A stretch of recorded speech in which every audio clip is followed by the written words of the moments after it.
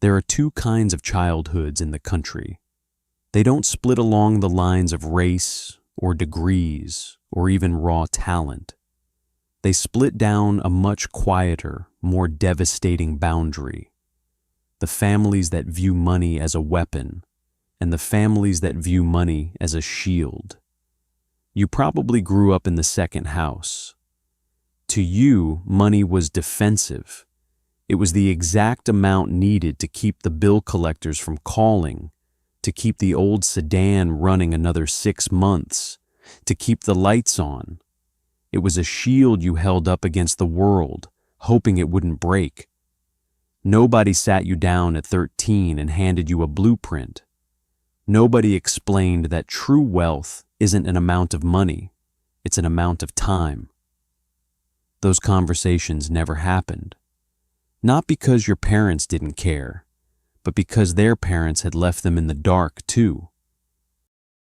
Meanwhile, in a different neighborhood, a 13-year-old is sitting on a stool while their parent opens a spreadsheet. They aren't talking about how to save for a rainy day. They're talking about how to buy the rain. They are being taught that a paycheck is the least efficient way to generate wealth. They are handed a map. You were handed a survival guide. This is the story of what happens when you accidentally find the map at 23. The cost of your delay, the weight of your choices, and the quiet, irreversible shift in the trajectory of your life. Rule 1, the costumed liar. You are 23. You landed a corporate job that your family celebrated like a lottery win. In your world, a salary with a dental plan wasn't a stepping stone. It was the finish line. You do everything you were taught to do. You show up early, pay your rent on time, and put a fraction of your paycheck into a standard savings account that pays an interest rate so low it feels like a personal insult. Then, you read a single line online that ruins your comfort. The poor buy liabilities that they mistake for assets. You read it until the words blur. An asset puts money into your pocket while you sleep. A liability drains money out while you work. Suddenly, you look around your life and realize you are surrounded by thieves. The brand new car lease you got to look the part? A liability. The upscale apartment with the rooftop lounge? A liability. The designer wardrobe meant to signal you've arrived. It's just the heavy machinery keeping you pinned to the floor. The rich family's kid knew this before they could drive. You are discovering it at 23. You have a 10-year disadvantage. But 23 with a map and the cold discipline to use it is still an incredibly dangerous weapon. You make a private, completely unsexy vow. You will purchase your first true asset before you upgrade a single luxury in your life. Rule 2. The unspoken code. You grew up believing taxes were a non-negotiable penalty for working, a violent subtraction from your paycheck before it ever hit your account. But at 23, you realize the tax code isn't a punishment. It's an incentive program. It was written by investors, for investors, to encourage people to build businesses and buy real estate. The rules don't care if you think they're fair. They operate regardless of your approval. The kid from the other kitchen table learned tax literacy as a native tongue. They knew about tax-advantaged accounts, depreciation, and corporate structures before they had a passport. To close the gap, you open a Roth IRA. You max it out. It feels small, almost pointless, handing over $500 a month. But within the machinery of compound interest, that quiet choice builds a fortress that the government cannot touch. You learn the difference between pre-tax and post-tax dollars. You stop viewing a CPA as a data entry clerk and start viewing them as an interpreter for a system that has been speaking over your head your entire life. Rule 3. The inherited circle. You have incredible friends, people who would help you move a couch in a rainstorm or pick you up from the airport at midnight. This isn't an attack on them. It's a cold diagnosis of your geography. The wealthy kid didn't build a network. They inherited an ecosystem. Their dinner tables were filled with casual talk about commercial deals, venture capital, and open executive roles. They absorbed access through osmosis. At 23, your network consists of your childhood friends, your immediate co-workers, and your relatives. None of them can change your financial destination with a phone call.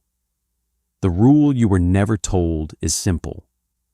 Your trajectory is dictated by your access, and access must be engineered.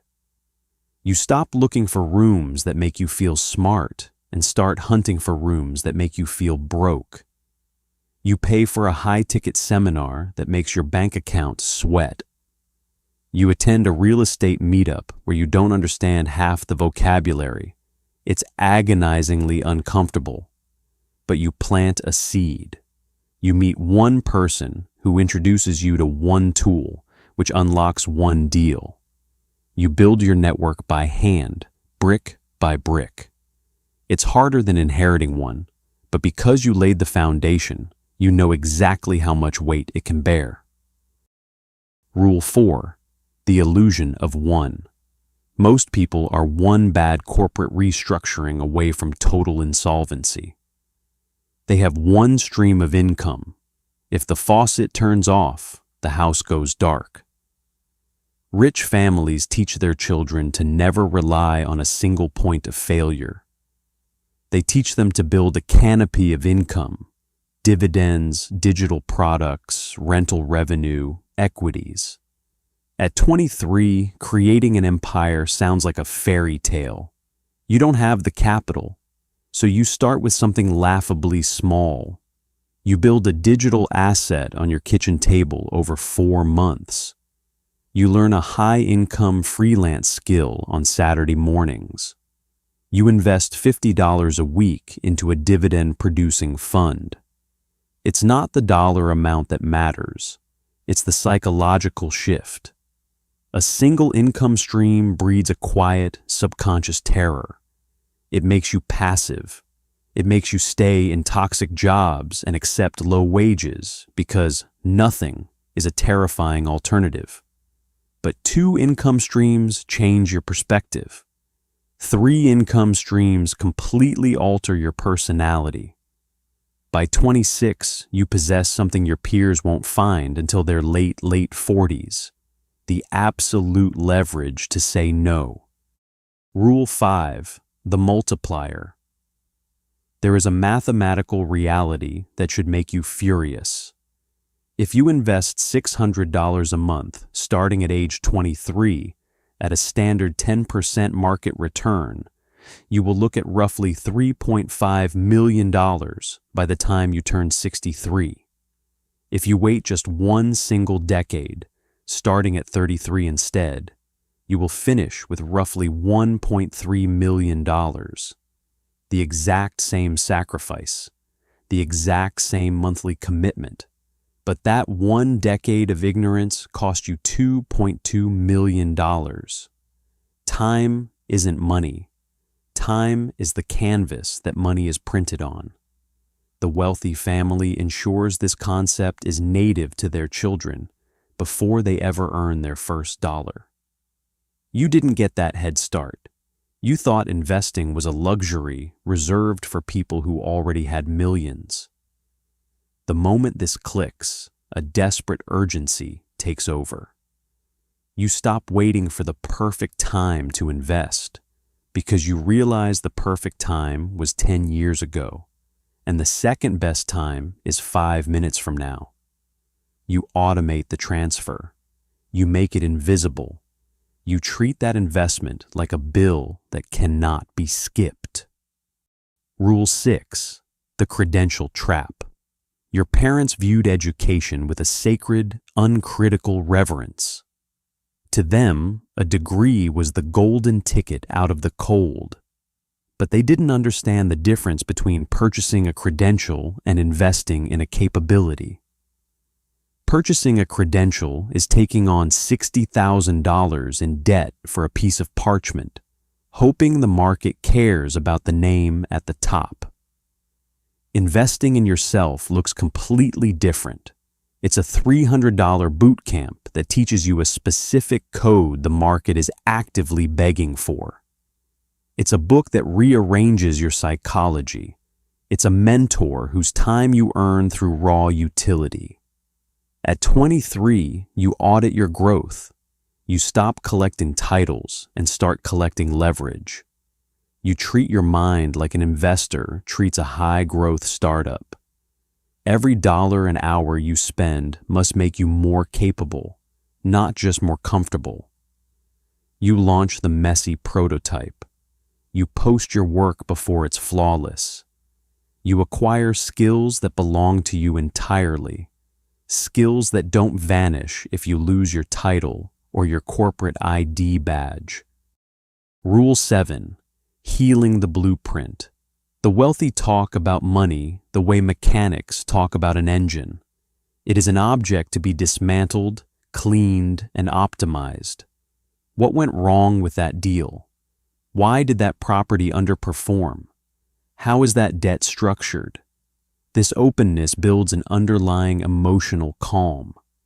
You grew up with money as a source of high voltage. It was a topic met with slammed cabinet doors, lowered voices, or complete deflection. You internalized that money was dangerous, shameful, and volatile. You carry that ghost into your 20s. It's the knot in your stomach before you log into your banking app. It's the irrational urge to spend a windfall immediately because your subconscious believes money is an unstable liquid that will disappear anyway.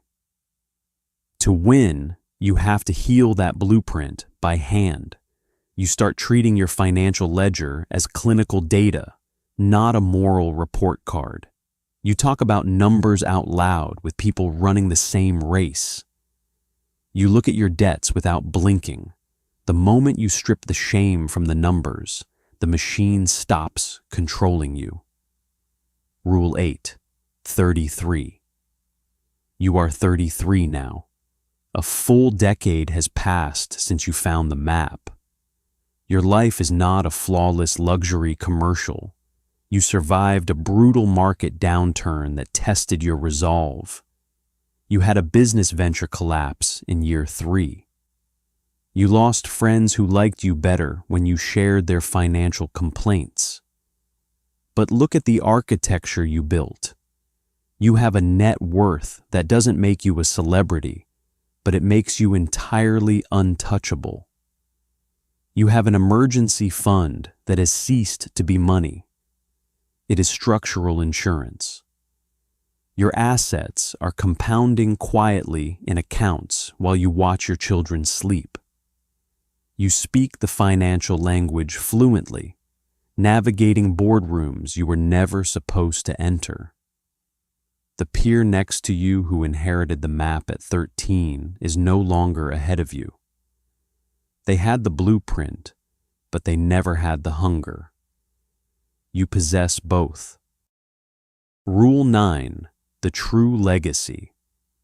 You look at your own children now. You face the ultimate dilemma of the self-made. How do you give them peace without destroying the very fire that saved you? You know the structural engineering of your character was forged because you couldn't afford the luxury options. You realize the answer isn't to leave them an inheritance of unearned cash. That is how empires dissolve in a single generation. The true legacy is the culture of the table. You bring them into the conversation early. You explain what an asset is using their allowance. You show them a chart of compound interest and watch their eyes go wide. You don't give them a wealth fund. You give them the literacy, the language, and the absolute permission to build. You are rewriting the cultural DNA of your family tree. Your children will inherit wealth not as a bank balance, but as a default setting. Rule 10, the foundation of identity. You have the strategies now, the tax adjustments, the multi-stream frameworks, the asset allocation, the network building. They are all mathematically sound, but beneath the spreadsheets lies the final hidden barrier. Wealthy families instill a quiet, unbreakable belief in their children. This system belongs to you. Information without a shift in identity is completely useless. You can memorize every rule in this script, but if you still believe deep down that financial freedom is a game played by other people, your hands will find a way to sabotage your progress. You will blow the balance, skip the investment, or avoid the room. You rewrite that internal script through action, not affirmations. Every time you choose the long game, every time you buy the asset instead of the luxury, you are voting for the person you are becoming. You are overriding years of generational lack with hard, undeniable data. At 23, you didn't just start a financial plan, you broke a cycle. Your children will look up at a sky that feels completely infinite, with no understanding of the ceiling you had to break with your own bare hands to show them the stars.